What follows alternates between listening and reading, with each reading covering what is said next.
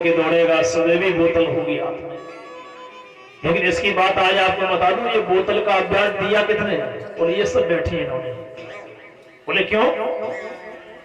किसी ने पूछा, बोले इन्होंने क्यों दिया है, इनको आप दोषी क्यों ठहरा रहे हो?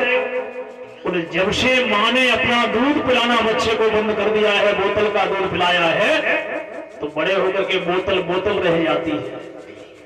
बड़े होके बोतल बोतल रह जाती है। निप्पल लगाए, दूध पिला दिया। वेद व्यास कहते हैं मां को चाहिए कि जब तक अपना दूध नहीं पिलाएगी तो बालक हष्ट पुष्ट नहीं हो सकता। उन्हें तो क्या है, बोतल तो बोतल रह जाती है, दूध से दारू हो जाती है।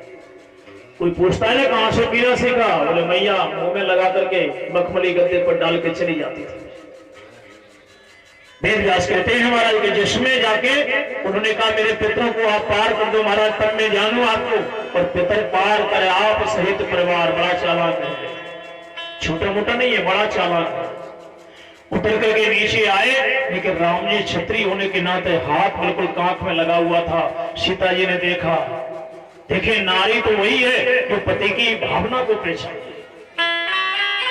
और यदि कहीं पति की भावना को नहीं पहचान पाया, गरीबी आ रही है, वो बनारसी साड़ी मांगी जा रही है, तो भावना नहीं है। बेचारा चोरी करेगा, कहीं और नाटक करेगा, तब लाएगा, लेकिन लाकर देगा। भावना हुए है कि जिसने अपने पति की बात को पहचान लिया, जानकी मैया ने पहचान लिया, राम जी का हाथ कांख में लगता जा रहा है, कुछ है नहीं हाथ में, तो पिए ही जान ने हारे और मन मुंदरे मन मोदे उतारे। किसी ने भी नहीं जान पाया। बगल में से हाथ किया, उतार ली और चुपचाप में दे दी।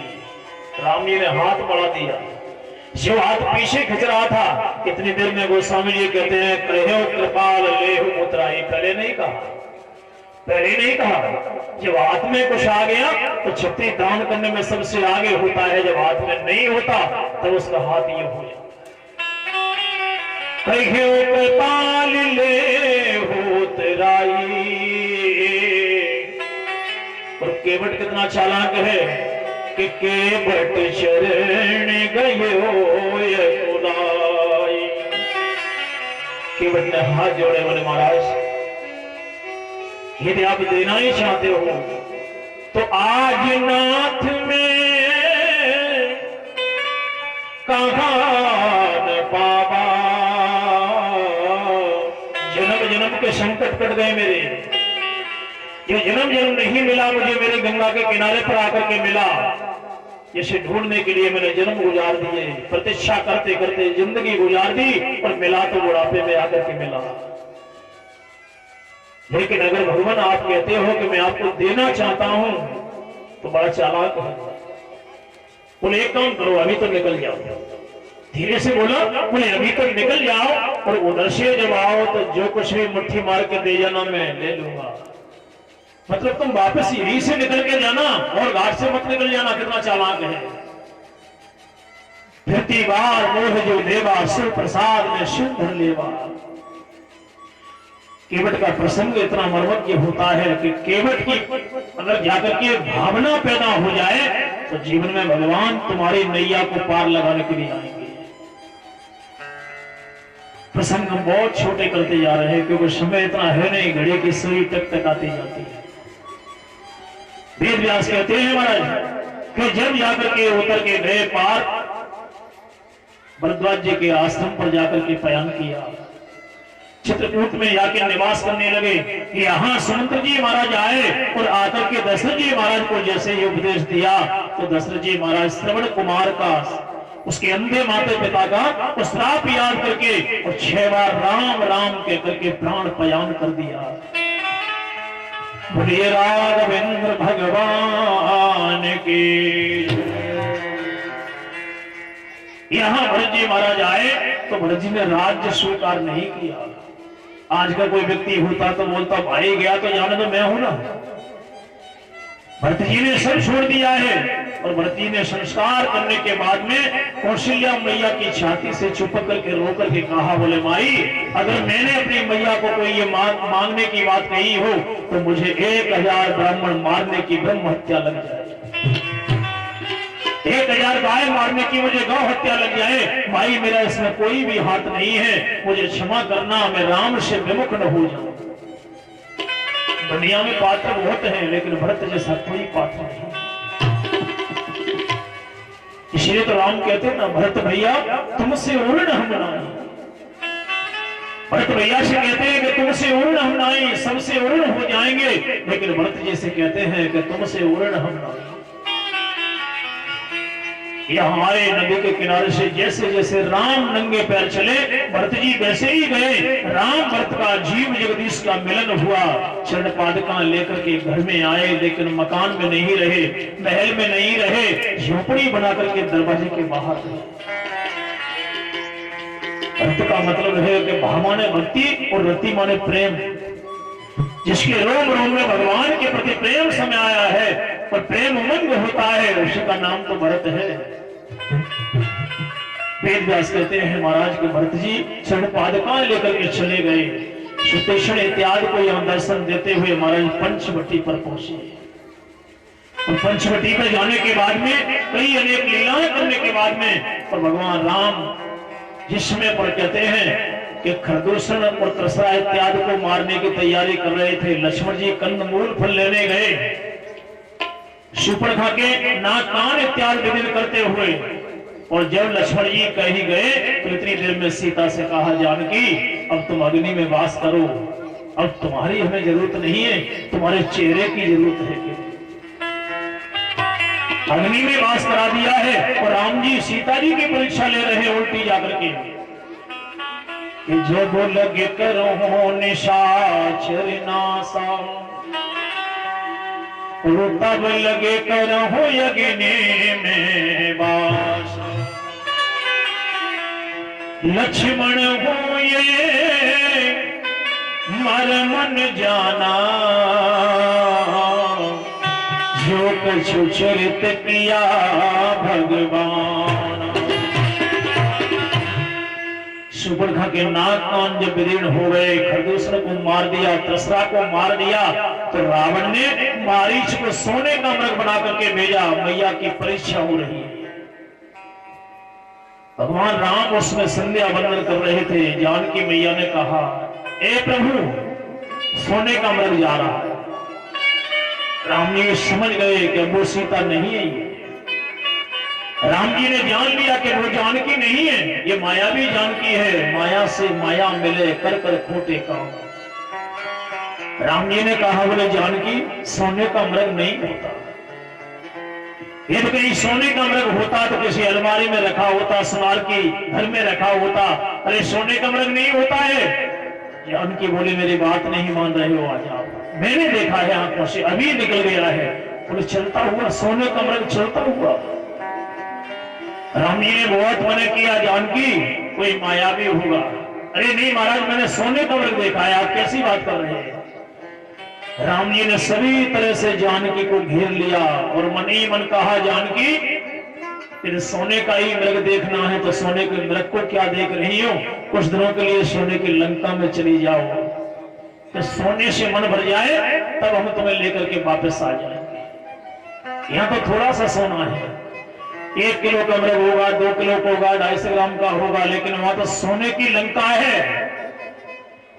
और जब ऐसा सुना तो राम जी वहां से लेकर के बलकल वस्त्र धारण करके और जैसे ही लेके चले हैं धनुष्मान हाथ में, और जैसे ही सोने के मृग के पीछे भागे हैं। मायावी मृग तो सोने का होता है।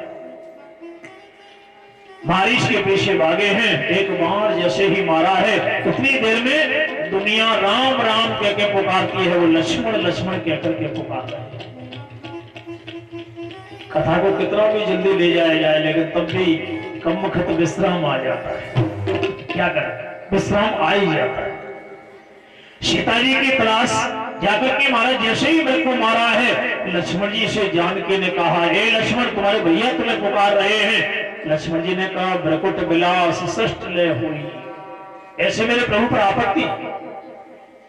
ऐसे मेरे नाम पर आपत्ति कभी नहीं आती।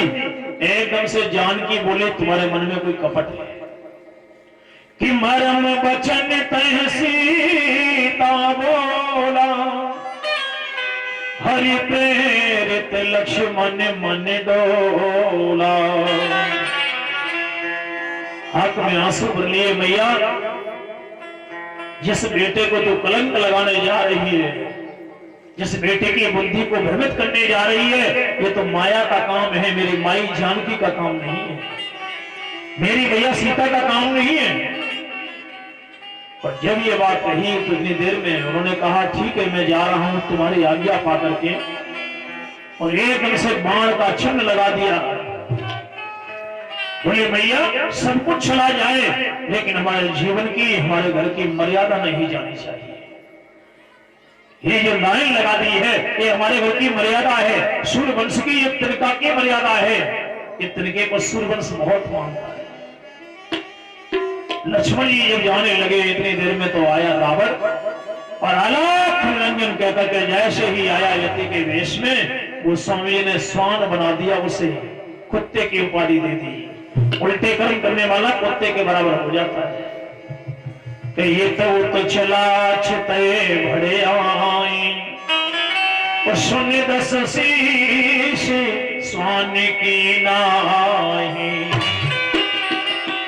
मैया जानकी ने जैसे ही जाकर के भिक्षा डालने की बात कही, मैया ने भिक्षा डालने की बात कही तो एकदम से रावण यति बनकर के आया है।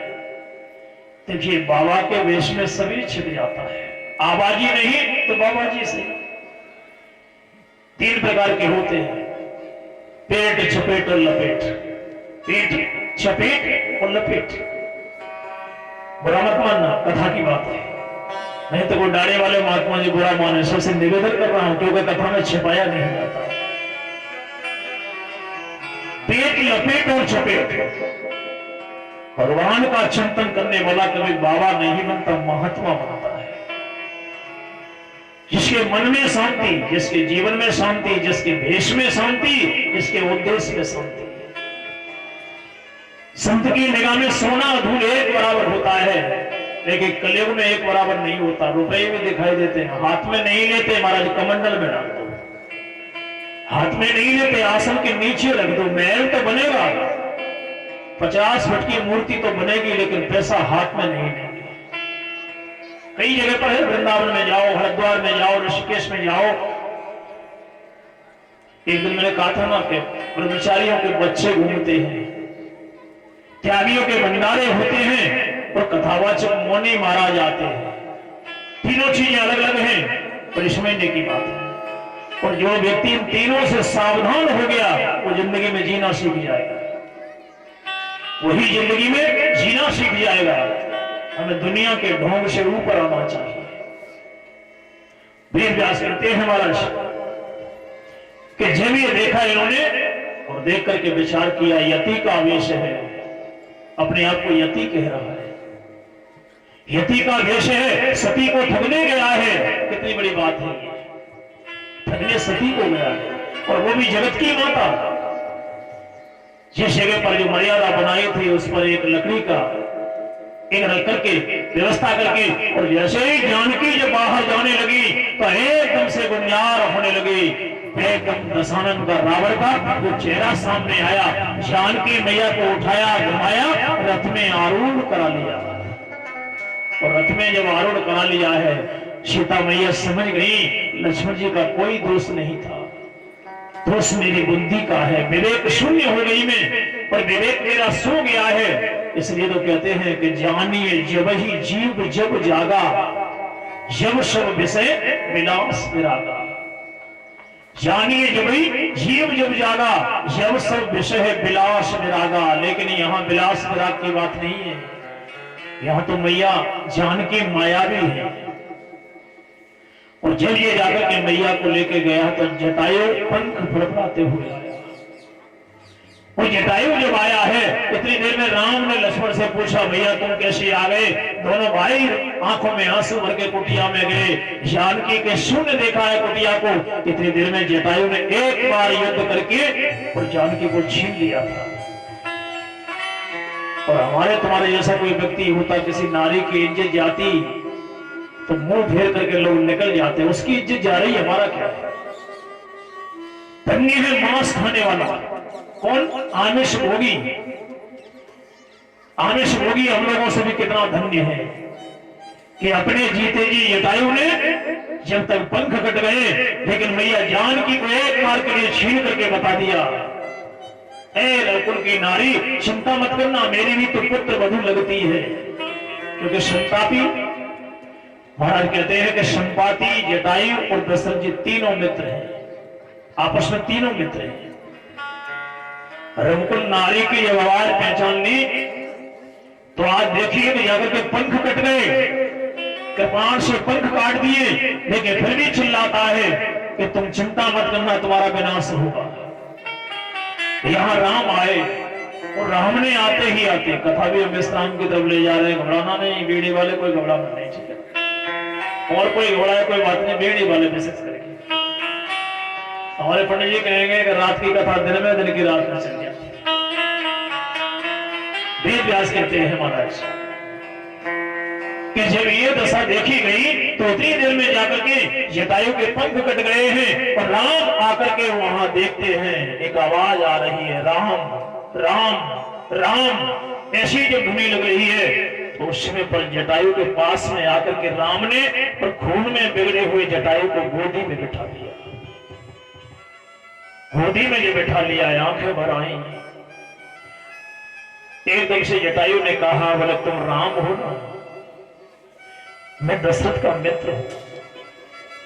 जब ये कहा तो एकदम से राम कहते हैं कि अब तो और भी गड़बड़ी हो जाएगी, अगर इनको अपने लोक में भेजता हूं तो जाकर के मेरे पिताजी से कहेंगे कि सीता का हरण हो गया।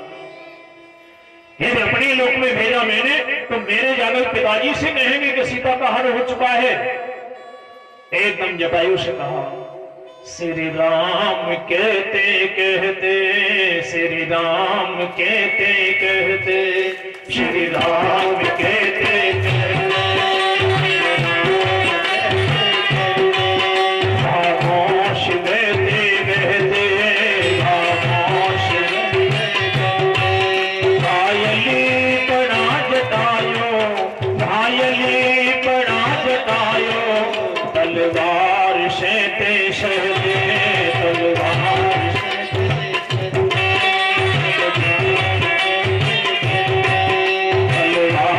से ते शहदे, तलवार से ते शहदे,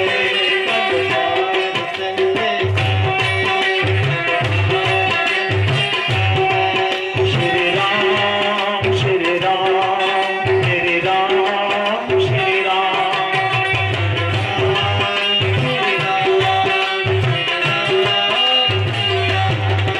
घायली पड़ा जटायु, घायली पड़ा जटायु, तलवार से ते शहदे, श्री राम कहते कहते, श्री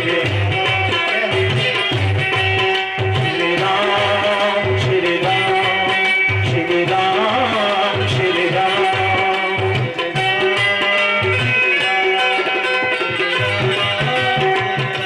जटायु का उद्धार किया और भगवान ने कहा कि मैं अपने धाम में तो भेज रहा हूं, मेरे पिताजी से बिल्कुल मत कहना जाके।